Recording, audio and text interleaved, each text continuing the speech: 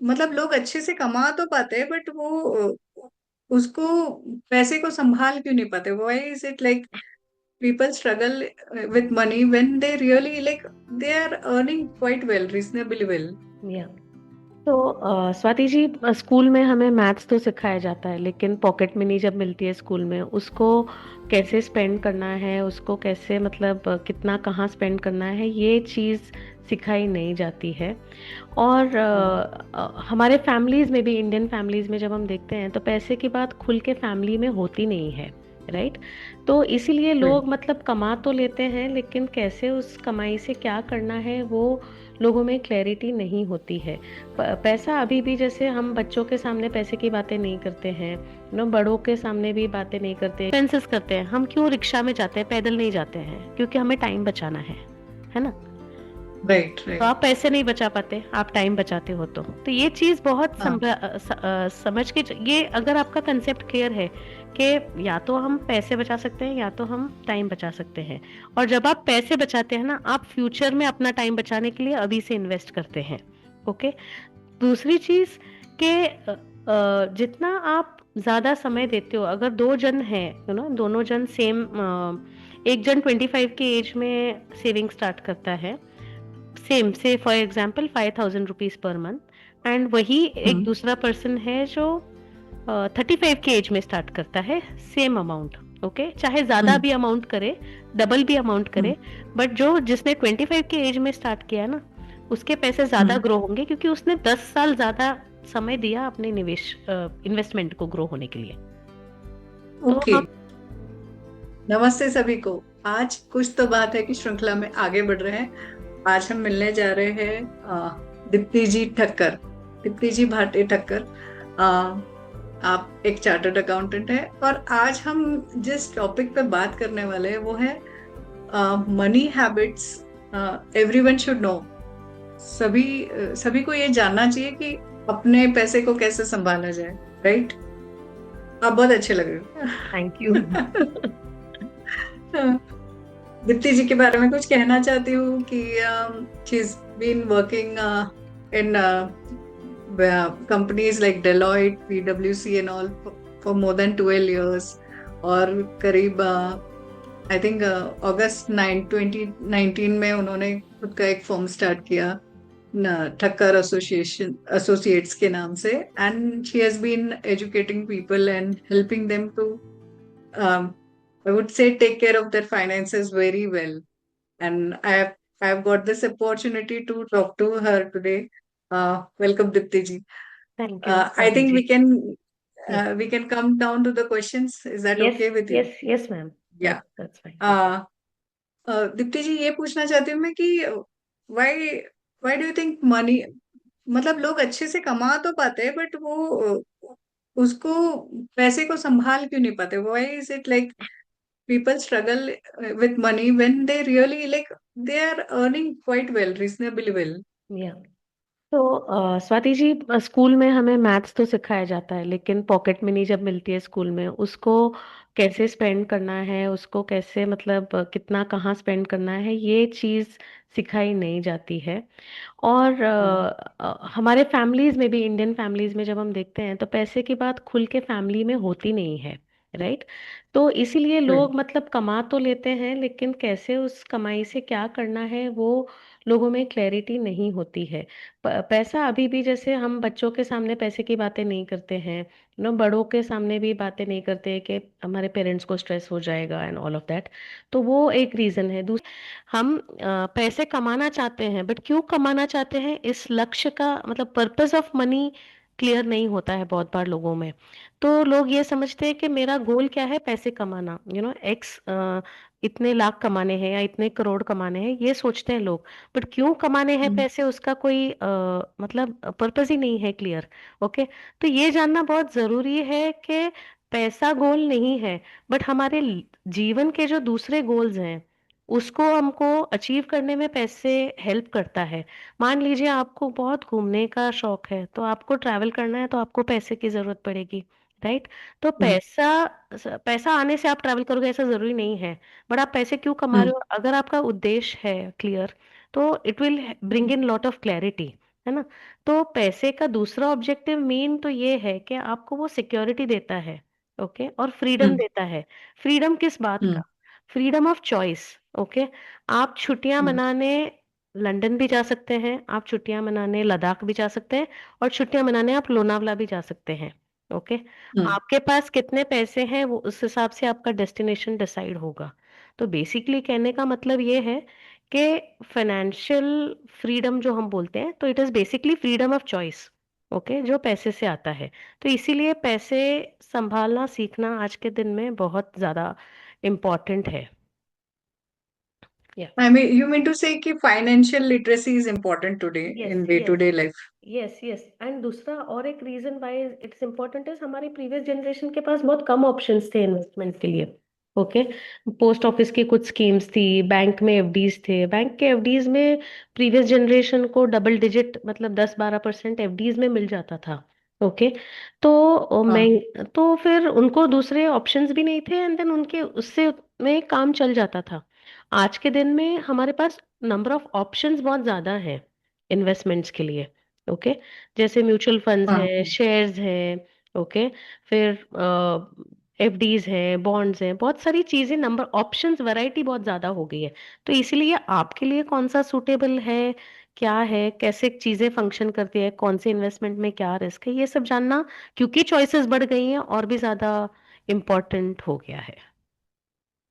I got it Deepti ji, but एक layman के language में या जिसे कुछ पता ही नहीं है फाइनेंशियल लिटरेसी के बारे में, तो what is the difference between saving and investing? Okay, तो हमने अपनी दादी और माओ को देखा है, कि पैसे साइड में निकाल के रख देते हैं, चाहे पहले वो बर्नियों में रखते थे, गद्दे के नीचे रखते थे, हाँ। कबर्ड में पीछे रखते थे। वो क्या था? वो हम्म। सेविंग था। पैसे हटा के रख दिए, and you are not spending, आप खर्च नहीं कर रहे हो, तो वो बचत है। Okay, so that is saving. हाँ। अब उस पैसे को आप इन्वेस्ट कर रहे हो, मतलब निवेश कर रहे हो इस तरीके से, ताकि वो ग्रो हो, वो पैसा मल्टीप्लाई हो, वो पैसा, तो that is investing. Okay, another simple way is कि हम अगर कहें कि हमारा हमने बहुत सब जगह ने सुना है कि महंगाई है, महंगाई है। तो हम्म। महंगाई से जब आप ज्यादा कमाते हो ना, तो वो इन्वेस्टमेंट है। ओके, खर्च ना करना इज सेविंग्स। खर्च ना करना इज सेविंग। सेविंग, खर्च ना करना इज सेविंग। तो इन्वेस्ट करने के हाँ। लिए पहले आपको सेव तो करना ही है, तो saving is like your first step. और कहीं भी आपको, मतलब it's your first step in the ladder, कि आपको पहले सेव हाँ। करना है, हाँ। तभी तो आप इन्वेस्ट कर पाओगे। हाँ। Right hmm. Right right. मतलब बहुत सारे लोग, many people simply keep money in bank, is that enough? That is not enough, for two reasons. क्योंकि बैंक में आपका पैसा सेफ है, जैसे आप घर में रखते हो कैश, तो वो चोरी होने हाँ। का रिस्क है। ठीक है, फिर घर में कोई मतलब फायर वायर हो गया, तो आपका सारा मतलब सब कुछ चला जाएगा। ठीक है, तो हाँ। वो एक है। अभी एक हाल हमने कुछ सालों पहले डीमोनेटाइजेशन भी देखा। ठीक है, तो ये सारे घर हाँ। में पैसे रखने का रिस्क है, तो उससे एक स्टेप बेटर आप हो जब आप बैंक में रखते हो। कम से कम वो हाँ। सेफ्टी, मतलब फिजिकल सेफ्टी जो है, दैट पार्ट इज टेकन हाँ। केयर। ठीक है, बट आपका पैसा ग्रो नहीं हो रहा है, क्योंकि आपको 3 to 4% सेविंग्स बैंक में इंटरेस्ट मिलता है। ठीक है, तो हाँ। वो और हमारा इंडिया में इन्फ्लेशन एवरेज 6 to 7% है। तो आपका पैसा ग्रो नहीं हो रहा है, बस सेफ पड़ा है। तो that is a starting step. एक बार आपने सेव किया, फिर उसमें आपको नेक्स्ट स्टेप आपने बैंक में डाल दिया, तो ये आपके 2 स्टेप्स हो गए। You are just getting prepared for investment, but आपका that is putting the money in bank is not enough, it is a good starting point. Okay. अच्छा, तो like can you explain inflation, जैसे आपने बोला महंगाई दर, हाँ, वो कुछ लोगों ने शायद हो सकता है कि पहली बार ही सुना है, तो उनको समझ में आए वैसी उस तरीके ओके, से कुछ उस बताइए तरीके प्लीज। से जैसे हम अगर अपने बचपन में याद करें कि दूध कितना हम्म। रुपीस लीटर था, है ना, जैसे मुझे मेरे बचपन की अगर मैं बात करूं, 15-20 साल पहले 10 रुपए लीटर दूध आ जाता था। आज हम देखते हैं कि 60 रुपीज लीटर है। ओके, ना दूध बदला, ना वो मेजरमेंट बदला 1 लीटर का। ओके, बट हम्म। पैसे की हम्म। वैल्यू कम हो गई। करेक्ट, जो चीज दस हम्म। रुपए में हम्म। मिल रही थी, आप ऐसे बोल सकते हो कि हम्म। चीज महंगी हो गई, या पैसे की वैल्यू कम हो गई। दोनों तरीके ओके। से same, it's the same thing, कि पैसे का हाँ। परचेजिंग पावर जो हम बोलते हैं वो कम हो गया, हाँ। है ना। हाँ पहले जैसे हम अगर कोई भी रोजमर्रा के जीवन में देखें, पेट्रोल के प्राइसेस देखें, ओके, कि हाँ। मतलब मुझे तो पेट्रोल के प्राइसेस 40-50 रुपीज वाले भी याद है, 80 रुपीज वाले भी याद है, आज हम 100+ पे करते हैं, है ना। हम्म। तो हम्म। This is inflation. रोजमर्रा की चीजें आप जो पहले 100 रुपए में खरीद पाते थे, अब आप वो 100 रुपए में कुछ साल के बाद नहीं खरीद पाओगे। ओके, सेम क्वांटिटी के लिए आप ओके। ज्यादा पैसे दे रहे हो, दैट इज इन्फ्लेशन। ये आपने जो बताया है वो बहुत सही है, क्योंकि मुझे खुद को भी याद आ रहा है कि जब ट्रैवल भी करते हैं तो इतने रुपीस का टिकट, इतने देर मतलब, मुझे करेक्ट। याद है मैं घर से स्टेशन जाती थी, ओनली 75 पैसे, 1.5 रुपए में रिटर्न आते थे हम लोग। राइट और राइट। अभी कॉलेज जाने के लिए, और अभी आई थिंक एक एक साइड का ही 10 रुपीज, कुछ 5-10 रुपीज लगते करेक्ट हैं। Correct that is true. हर एक करेक्ट। चीज में आई थिंक ये बढ़ा ही है। बिल्कुल बिल्कुल, और ये बढ़ता है। और कोई भी फाइनेंशियल डिसीजंस या इन्वेस्टमेंट डिसीजंस हम करते हैं, उसमें इन्फ्लेशन को मद्देनजर रखना बहुत जरूरी है। मतलब उसको हम इग्नोर नहीं कर सकते, क्योंकि वो डे टू डे लाइफ में है हमारे, है ना। जैसे रिक्शा के जी। मिनिमम फेयर्स इंक्रीज होते जाते हैं, बस की हाँ। टिकट्स जैसे आपने ऑलरेडी बताया, तो हर एस्पेक्ट में है वो इंक्रीज। फिर आप चाहे वो मतलब एंटरटेनमेंट वाला एस्पेक्ट्स ले लीजिए, बेसिक नेसेसिटीज वाला ले लीजिए, ओके, हम्म। एजुकेशन और लाइफस्टाइल की अगर बात करें, तो ये जो मैंने 6 to 7% बोला आपको इन्फ्लेशन, दैट इज फॉर आपकी जो रोजमर्रा की चीजें हैं उसमें एवरेज 6 to 7% है, ओके। But hmm. लाइफस्टाइल हम जब इंक्रीज करते हैं, जैसे पहले फोन्स नहीं थे, फिर फोन्स आ गए सबके लाइफ में, ठीक है। अब नॉर्मल हम्म। एंड्रॉयड फोन से अगर कोई आईफोन स्विच कर रहा है, तो आपका कॉस्ट हम्म। बढ़ रहा है, राइट। तो बढ़ दिस रहा है। Is nothing but lifestyle inflation, है ना। तो यस। लाइफस्टाइल इन्फ्लेशन हर एक के लाइफ में अलग अलग होगा, क्योंकि हर कोई लाइफस्टाइल अपग्रेड करे ऐसा जरूरी नहीं है। तो आप जब चीजें चेंज करते हैं अपने लाइफ में, लाइफस्टाइल इंक्रीज करते हैं, तो ये आपके ओवरऑल फाइनेंसेस पे कैसे उसका इम्पैक्ट करना आता है, ये सोच के करना है बस। आपने इन्वेस्टमेंट की बात की, तो क्यों ये जरूरी है कि यंग एज में, या जितने जल्दी हो सके, why is it necessary, like why is it important to start investing early? हाँ, हमने सबने स्कूल में सिंपल इंटरेस्ट और कंपाउंड इंटरेस्ट सीखा है ना मैम। तो हाँ। स्वाति जी, तो जैसे चक्रवृद्धि ब्याज क्या है? कंपाउंड इंटरेस्ट, इंटरेस्ट के ऊपर इंटरेस्ट, है ना। और दूसरी ये भी हाँ। कहावत हमने सुनी है कि टाइम इज मनी, है ना। तो पैसा वक्त के हम्म। साथ बढ़ता है, ओके। इसका मैं एक एग्जांपल आपको दूं, तो आप अगर बैंक में जाएंगे तो आपका जो 1 साल का एफडी का ब्याज दर है, हम्म, और हम्म। कंपेयर करेंगे आप उसको 2 साल के साथ और 5 साल के साथ, तो आप देखेंगे तो हम्म। 2 साल में आपको ज्यादा इंटरेस्ट रेट मिल रहा है, ओके। क्यों? क्योंकि राइट। आपका कमिटमेंट बढ़ गया उधर, 1 साल की जगह 2 साल हो हम्म। गया, ओके। तो this hmm. Is one way of looking के टाइम इज मनी, और money grows with time, okay. And आप दोनों नहीं बचा सकते, मतलब आप या तो टाइम बचा सकते हैं या तो आप पैसे बचा सकते हैं, है ना। तो हम्म। हम क्यों एक्सपेंसेस करते हैं, हम क्यों रिक्शा में जाते हैं, पैदल नहीं जाते हैं? क्योंकि हमें टाइम बचाना है ना। राइट। तो राइट। आप पैसे नहीं बचा पाते, आप टाइम बचाते हो। तो ये चीज बहुत हाँ। समझ के ये अगर आपका कंसेप्ट क्लियर है कि या तो हम पैसे बचा सकते हैं या तो हम टाइम बचा सकते हैं, और जब आप पैसे बचाते हैं ना, आप फ्यूचर में अपना टाइम बचाने के लिए अभी से इन्वेस्ट करते हैं, ओके। दूसरी चीज के जितना आप ज्यादा समय देते हो, अगर दो जन हैं, दोनों जन सेम, एक जन 25 के एज में सेविंग स्टार्ट करता है, सेम से for example 5,000 rupees per month, and वही एक हम्म। दूसरा पर्सन है जो 35 के एज में स्टार्ट करता है, सेम अमाउंट, ओके। चाहे ज्यादा हम्म। भी अमाउंट करे, डबल भी अमाउंट हम्म। करे, बट जो जिसने 25 के एज में स्टार्ट किया ना, उसके पैसे ज्यादा हम्म। ग्रो होंगे, क्योंकि उसने 10 साल ज्यादा समय दिया अपने निवेश इन्वेस्टमेंट को ग्रो होने के लिए। तो ओके। हम टाइम को अच्छा। बहुत अंडर एस्टिमेट करते हैं, ओके। तो time is money her angle से सही है। दूसरी चीज, अगर आपको मतलब टाइम और मनी को जोड़ के देखना है, कि जब आप खर्चे हम्म। करते हैं और आपको लगता है कि हम आपके अपने एक्सपेंसेस कंट्रोल नहीं कर पा रहे हैं, है ना, तो हाँ।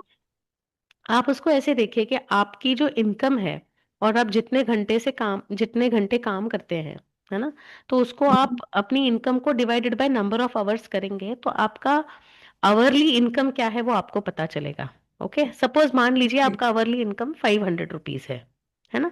तो हम्म आपको सपोज 10,000 रुपए की घड़ी खरीदनी है, हम्म। राइट? तो आप उसको देखेंगे कि ये मेरे 20 घंटे के वर्थ का टाइम है।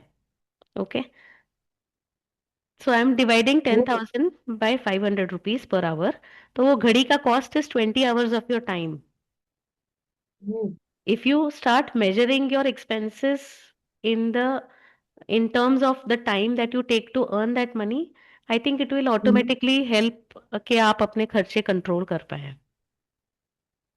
Wow, this is so nice, ऐसा कभी सोचा ही नहीं। यस, हम हमें हाँ। कितना इम्पल्सिव शॉपिंग करते हैं, एंड देन बहुत बार हमें लगता है कि अरे इसकी तो जरूरत भी नहीं थी, but you can't do anything about it. तो इसीलिए थोड़ा सा मतलब इवन मैनेजिंग एक्सपेंसेस में ये होता है कि अगर आप एक दिन या दो एक हफ्ते से भी आप अपने एक्सपेंसेस को अगर पोस्टपोन करते हो, तो आप हम्म, अपने एक्सपेंसेस को बेटर मैनेज कर पाते हो। आपको शायद वो एक हफ्ते के बाद उस चीज की जरूरत ना महसूस हो और आप नहीं खरीदेंगे। सही। पर दीप्ति जी, बहुत बार मॉल में चले जाते हैं या किसी फ्रेंड ने बोल दिया अरे ये बहुत अच्छा है, तो ऐसे हम्म। लगता है कि मतलब लेना हाँ। चाहिए। और मॉल में गए तो यूजुअली ऐसा ही होता है कि एक लेने जाते हैं पर एक को छोड़ के 10 लेके आ हाँ, जाते हैं।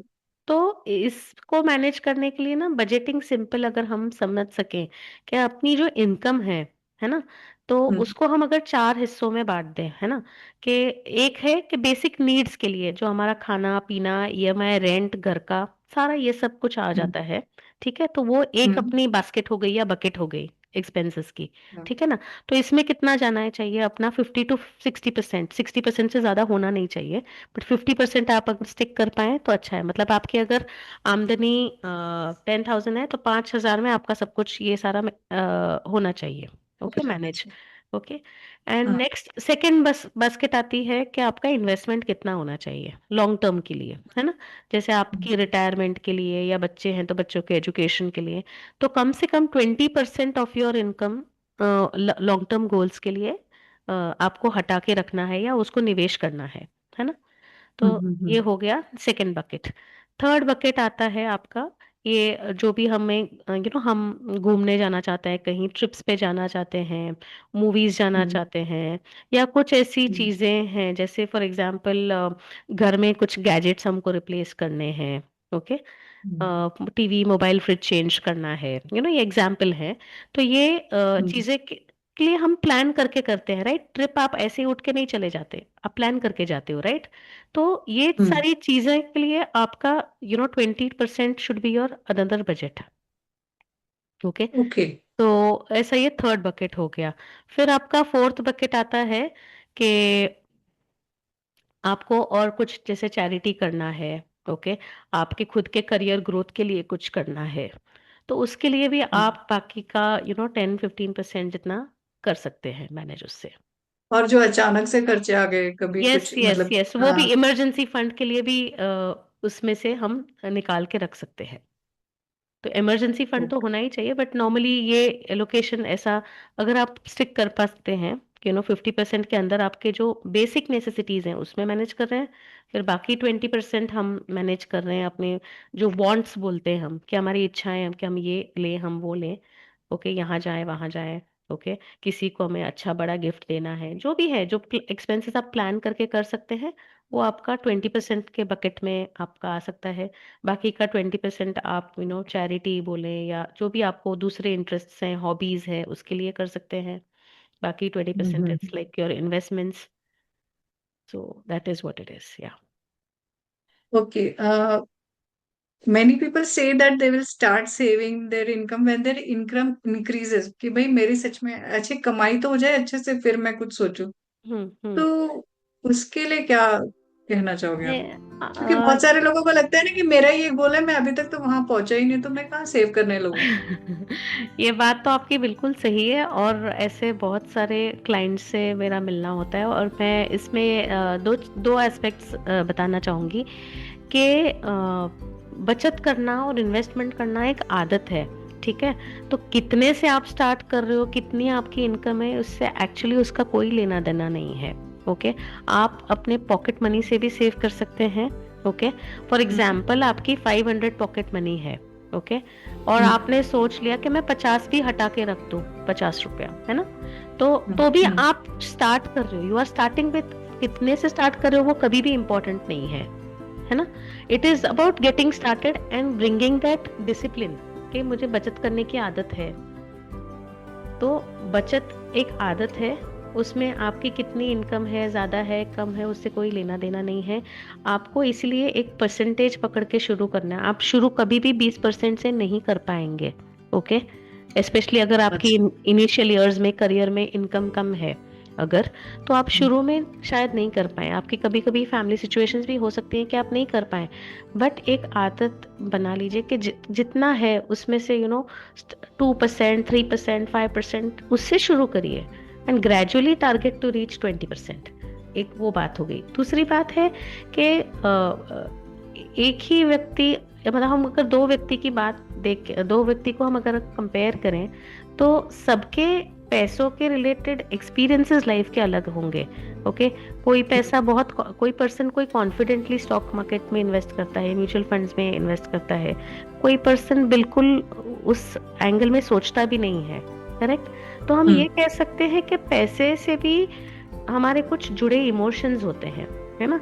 जैसे hmm, the two most popular emotions जो हम कहते हैं पैसों के related is fear and hmm, grid.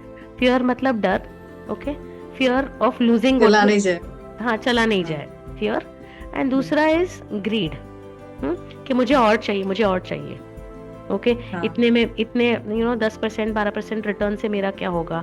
मुझे तो 15-20% रिटर्न चाहिए। तो हम इसको कैसे हाँ, ओवरकम करें? ठीक है। हमने अभी हम्म, 4 बकेट्स, पैसे को कैसे स्पेंड करना है उसके लिए हम्म, हमने डिस्कस किया, राइट? तो ऐसे ही हम्म, इन्वेस्टमेंट की भी 4 बकेट्स हो। For me, money is source of worry-free, fearless life.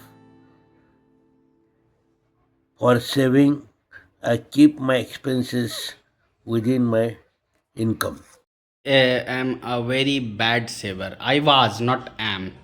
Earlier, I was a spendthrift, but I simply applied a rule. Before spending on anything, I ask myself, is it very necessary? Can't we avoid this?